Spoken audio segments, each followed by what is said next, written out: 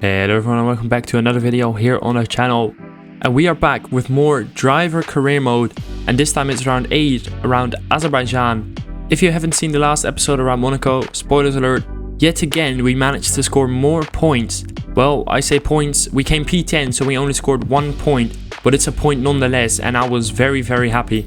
Now we come to Azerbaijan with high hopes and hopefully more points to score in the race, but first we have a look at the upgrades. As you guys see in last video, I was going to be very careful with selecting my upgrades. I wanted to make sure I was making the best progress I can.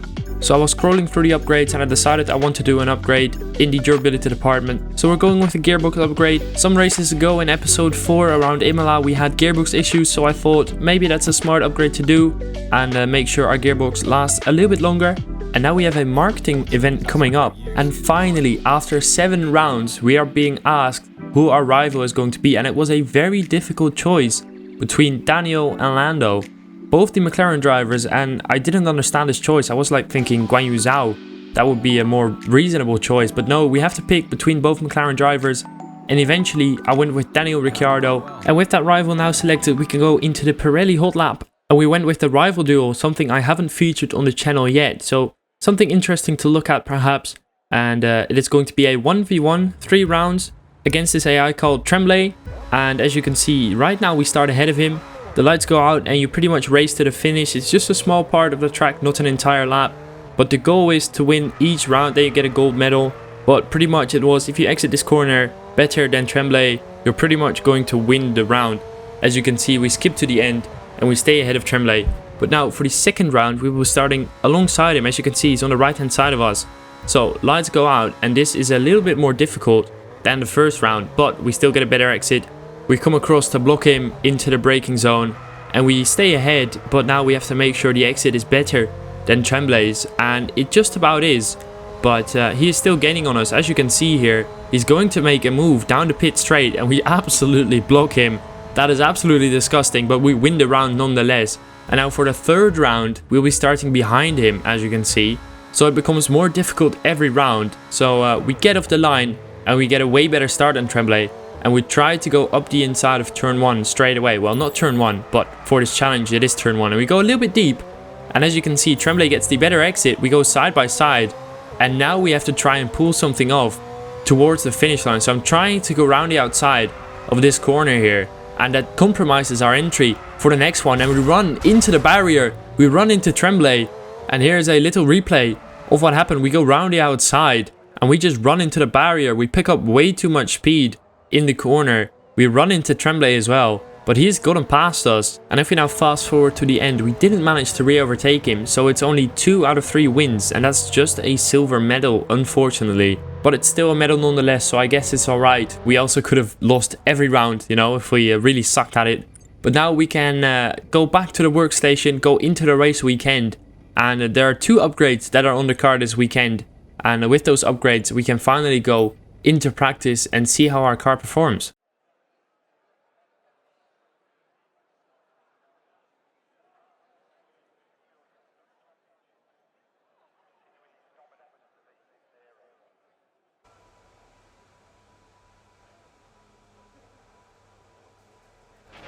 I've had a chat with the R&D team about the new parts, and we're happy that they've been integrated into the car okay. With any luck you'll be able to feel the improvement, so go and give them a try. Alright, so we arrive in practice, new upgrades are on the car, so let's see what we can do. And we're going to start with the track acclimatization straight away. We're not going to sit around and wait, we're just going to go at it straight away from the start of the session. So we go out on track and we start with the track acclimatization, and we get this one perfect after a second try. The first try I missed one corner and that just straight away just ruined the score. So on the second try we get it perfect, and that is the first 150 R&D points in the bank, so that is amazing. And that means that after only 2 laps we can move on to the next practice session, and we're going to start with the tire management, and we're going to do a flying lap. But as you can see, the AI is still in control of our car and it just runs into Yuki Tsunoda. What the hell has happened here? What is the AI doing? Yuki Tsunoda has bottled it into a wall, and that's our AI, and he just smashes into Yuki Tsunoda. And that means our car has terminal damage and we cannot continue the practice session. So we retire from the session. Also, I couldn't flashback because the AI was still in control. So there was nothing I could have done but restart the session, and I didn't want to do that. So we go to practice 2 when we do the tire management program here, and as you can see, we get it perfect. We are up on a delta. I was running a custom setup, so we had some decent straight line speed, and as you can see, we get the tire management program with ease, and that is another purple score and some more R&D points for the team that we can apply on upgrades. So let's go back to the garage and see how we did. I really like these new graphs that are in the game. I keep saying it, but I really like them. And now we move on to the race practice program. But on our outlap, Mick Schumacher is out of the session, so let's have a look what happened to him. It's the same corner where Yuki Tsunoda bottled it, and he just plows straight into the wall. Apparently the AI has issues with that corner. But anyways, we finished the race practice program, and that is a 3rd purple score. And once we go back to the garage, we look at the statistics, and it is very good. And now we head into practice 3, which is going to be a quick practice. I just had 2 more bonuses to collect, so we're going to try and do them both in one go. But unfortunately that failed. But we're just going to try again and try to get both of them at once. And this time we succeed. So that is all practice programs complete, all R&D points collected, and all bonuses applied. So that is great. And now we can apply some more upgrades on the car if we wish. And we're surely going to have a look at some upgrades. We have 16, nearly 17,000 R&D points. And surely we can use those to apply some good upgrades onto the car. But first we have to cycle through all the bonuses we're getting. 3 for each practice program, so 3 times 3 is 9. And we also get some more driver acclaim. And now we're back in the workstation, and I was looking at some upgrades, and we are just lacking in the chassis department. We are bottom of the table for this department, so I was looking at the upgrades and I was seeing which upgrades would get me ahead of the field the fastest. And eventually I decided this is going to be the first one. And we have enough resource points for a 2nd upgrade. So this is going to be our 2nd upgrade on the car, and with that applied, we can head into qualifying.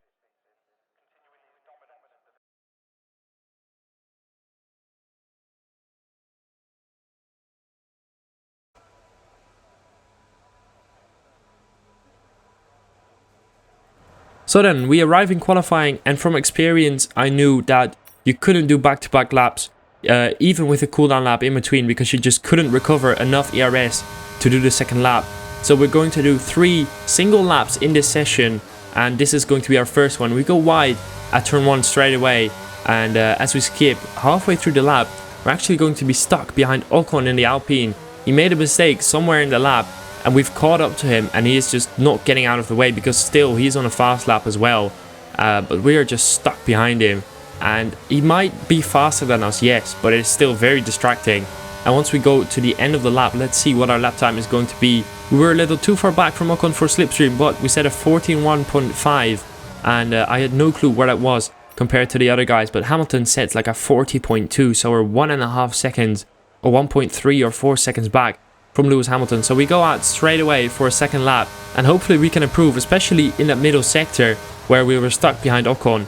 And let's see, on the exit of turn 1, straight away we gain on the delta. We went wide here just a lap earlier, and now we arrive in a section where we were stuck behind Ocon. And look at the delta.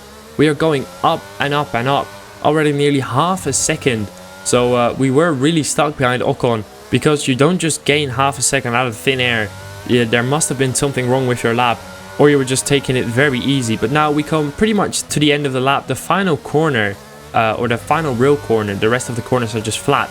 And look at the delta, it's nearly 6/10, and if we skip to the line, we set a 40.8, that's a 7/10 improvement. And once we go back to the garage, we are in P8 with Alex in P12, and I reckon that was going to be enough for Q2, so I retire to save a set of tires. But if we go to the end of the session, Charles Leclerc tops the timing sheets, and where are we? Alex is P15, but we are P17, and it was not enough to get to Q2.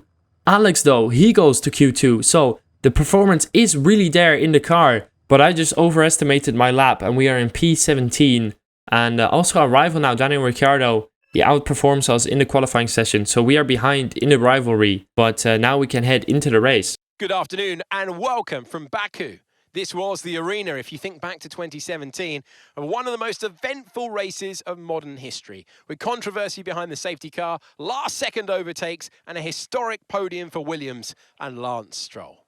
Let's find out what lies in store for us this year. It's time for the Azerbaijan Grand Prix. The Baku city circuit measures roughly 6 kilometers and is made up of 20 corners and 2 DRS zones. The circuit winds around the narrow city, through the old town, and even brushes against the city's medieval walls. However, as beautiful as the setting is, this track is also a ferocious technical challenge, where the smallest of mistakes could lead to catastrophic consequence for any one of our drivers.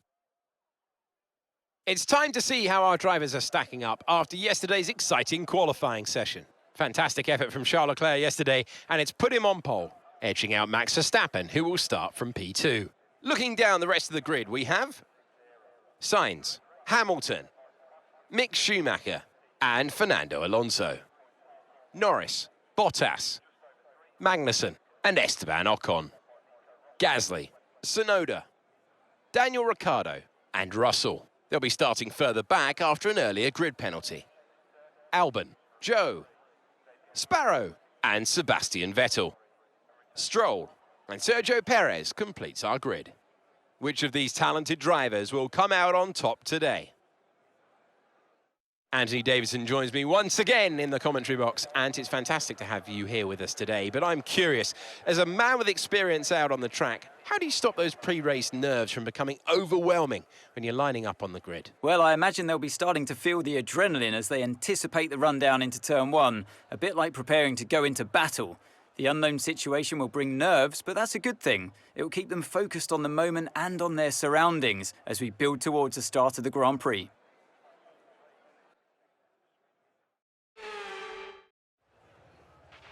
After the points finished last race, let's aim to keep that momentum going. Of course, Mark, points is always the aim. I'm just unsure if we're going to be able to do it. It is a medium to hard strategy once again, and we're now on the formation lap where we brake a little bit too late, and I was really scared to run into the back of Guan Yu Zhao, and we have to escape to the runoff area. We nearly do a perfect flip, but we have to reverse just a little bit to not run into the wall. Despite there being no damage on the formation lap, I still didn't fancy running into a wall. And now we have to re-overtake both Perez and both the Aston Martins to regain our correct position on the grid. And let's see, can we line it up perfectly? We didn't manage it in Monaco last time out, but we do it this time around in Azerbaijan. It is a perfect grid slot, and let's go to the 5 red lights. There they are, 1, 2, 3, 4, 5 red lights. It is lights out and away we go, and it's a very good start compared to Guan Yu Zhao. Can we overtake the Chinese man into turn 1? It looks like it, but we're a little bit boxed in, and we've got nowhere to go, and Zhou goes up the inside of everyone. And we're just having to follow because we've got nowhere to go. And now we've got Perez on our inside. So we tried to defend from him as we tried to go up the inside of Alexander Albon. But also Perez on our inside. He runs into the side of us. Luckily, no damage though. At least for us. I think Perez has got damage on the front wing. But we're now right behind our teammate. And can we make a move into turn 3? We're going to have a look on the outside maybe. We go around the outside. Not only of Alexander Albon, but also of George Russell. And we're now alongside Yuki Tsunoda. Can we overtake the Japanese man on the inside of the next corner? Yes, we can. And we've done about 3 overtakes in just one single corner. How amazing is that? And we're now right behind Pierre Gasly. And what an amazing opening lap this is. We went from 17th to P14, but the virtual safety car is out. And Yuki Tsunoda just re-overtakes us. What the hell is this? I tried to go back on the inside, but that's an illegal overtake. And why wasn't it an illegal overtake for Yuki Tsunoda, who's now refusing to overtake us as we ghost? He goes past, but what kind of shenanigans were that? What the hell, Yuki? He has gotten past, and the virtual safety car is ending now. Yuki Tsunoda actually went into the pits under the virtual safety car. I believe he had damage, so that is karma for him. Anyways, we are back to green flag racing, and we're going to be chasing after Pierre Gasly, but we've also got George Russell behind.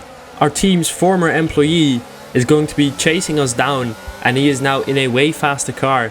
And I wasn't going to make it difficult for George Russell to pass us, because it was a question of when, not if. It was just a matter of time before George Russell was going to overtake us. And now at the end of lap 2, he is already very close behind.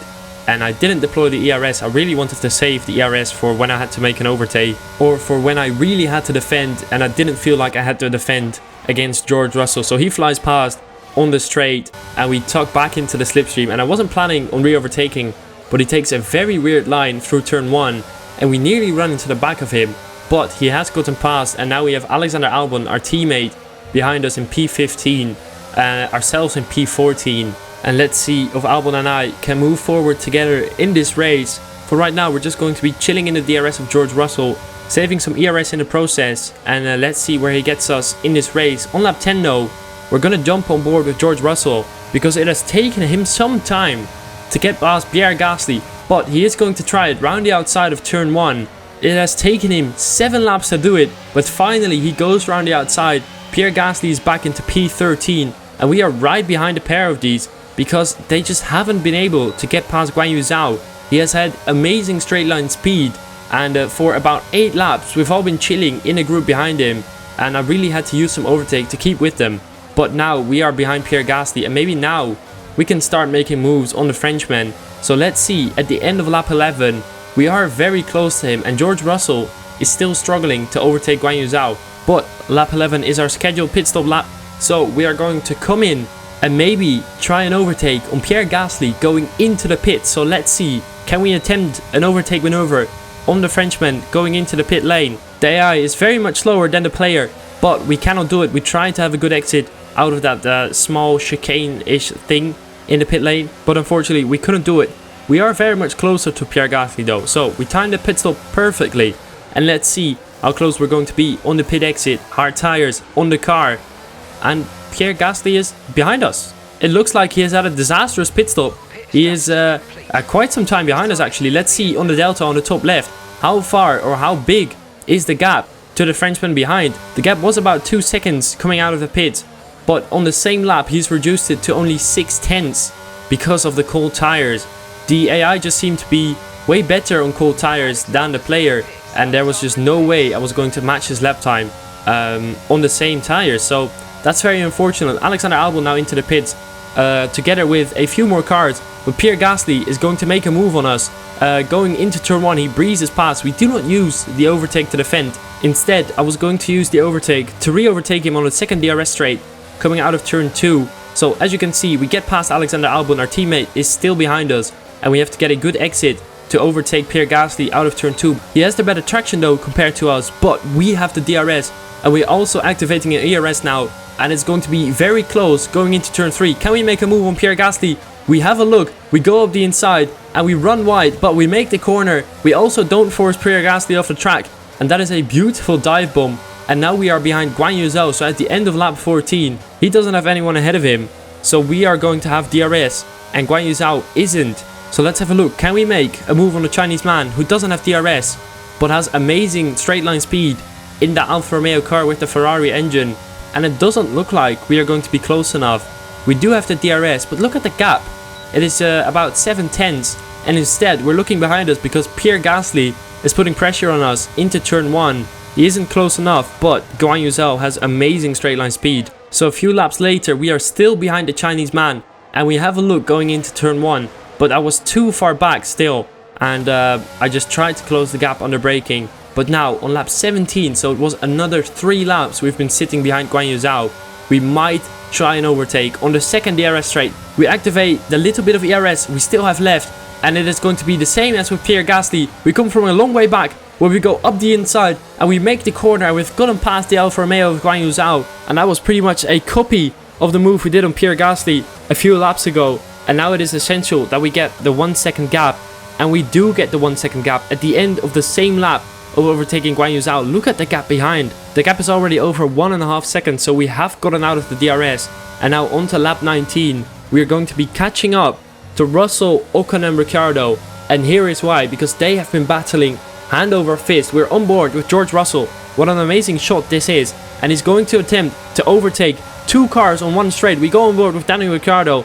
Russell makes a double overtake on the second DRS straight on this track, and is now side by side with Esteban Ocon. They go side by side into turn 4, and George Russell goes around the outside, and he just pulled off a double overtake on the Alpine of Esteban Ocon and the McLaren of Daniel Ricciardo, and we have been closing up about 3 seconds because of them battling during this lap. So on to lap 19, at the end there, we're nearly within 1 second, so one more lap of them battling just as hard as they were before, and we will be within the DRS zone, and maybe we can think about overtaking. But no, Valtteri Bottas is out of the race, and the full safety car is out. With just a handful of laps to go, the safety car will bunch up the entire field. So let's have a look what happened to Valtteri Bottas. He is behind Sebastian Vettel here. They're battling for P19. And Bottas goes round the outside, but Vettel just hops over the curb and he just smashes Bottas into a wall.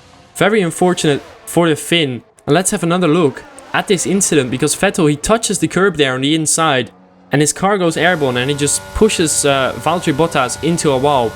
Now, I was thinking of boxing this lap, but no one else did, so I wasn't going to come in for a set of softs either. And instead, we continue on this old set of hards. And as we skip to the end of the safety car, it is going to be a 5-lap sprint on old hard tires. And who is ahead of us?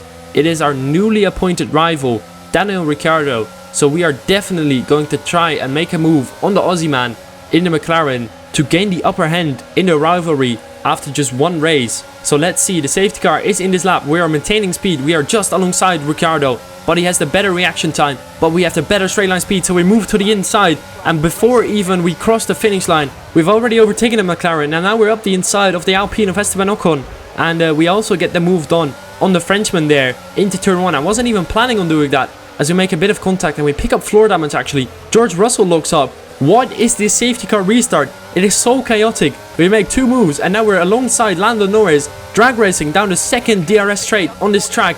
And it looks like we're now under pressure from Esteban Ocon again, as Sebastian Vettel is out of this race. What has happened to the German? He was already a long way back, but yeah, it just looks like a very unfortunate engine failure before the safety car was even in.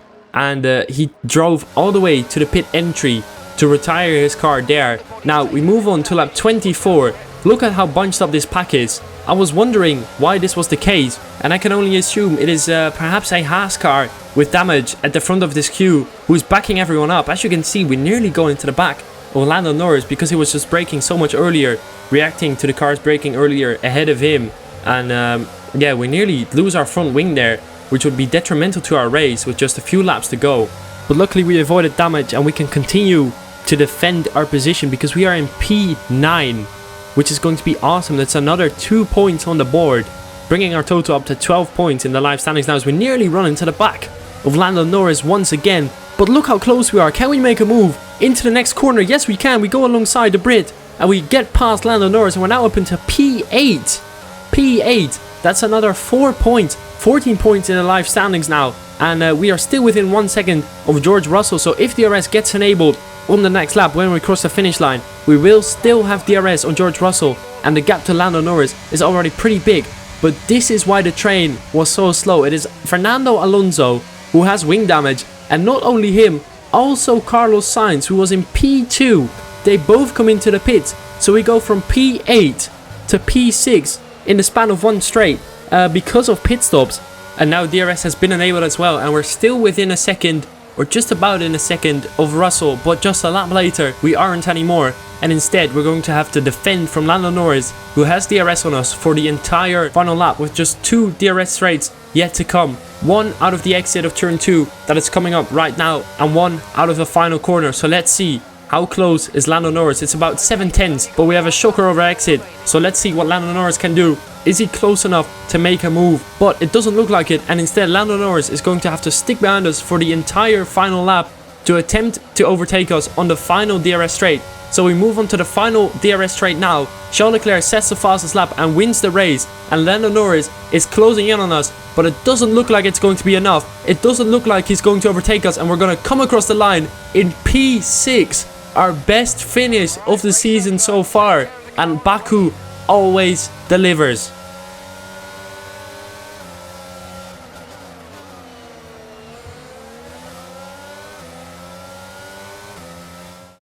So another excellent win from Ferrari.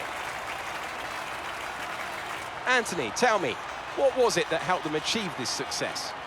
I think it was clear what the main contributing factor out on track was: speed. I know it sounds like an awfully reductive statement, but fast cars win races, and we saw that today with our winner.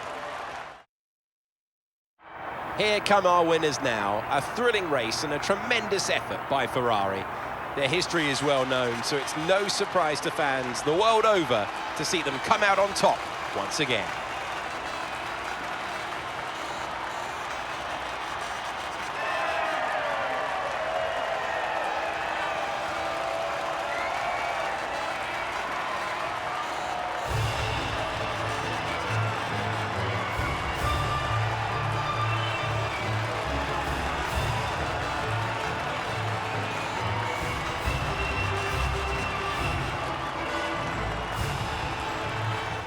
Wow guys, what a race. Mick Schumacher picking up his second podium of the season, and we outscore our rival Daniel Ricciardo and we take the lead in the rivalry.